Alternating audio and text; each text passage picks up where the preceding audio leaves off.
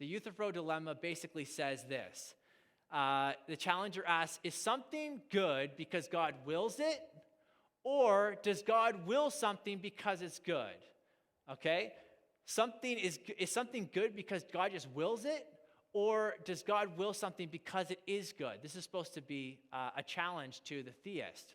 Let me show you how it's not. If you say that something's good simply because God wills it, well, then you're just saying God wills things arbitrarily. He could have willed, on this view, hatred, abuse, greed. I mean, he could have. That's their argument. So this makes God arbitrary, okay?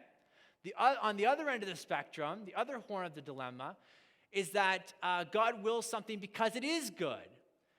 But then what's good and bad is independent of God, okay? So things like love and justice and courage, those are all outside of God. So that makes God, these independent, separate from God, okay? And so here's how you split the horns.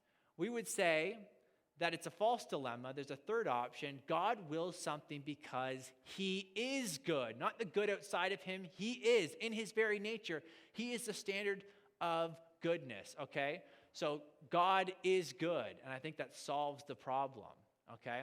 And there's and then his commands on our lives, those moral duties come from his commands, okay? So it's not like justice is out there floating around somewhere. That would have no moral demand on my life, but God commanding it would.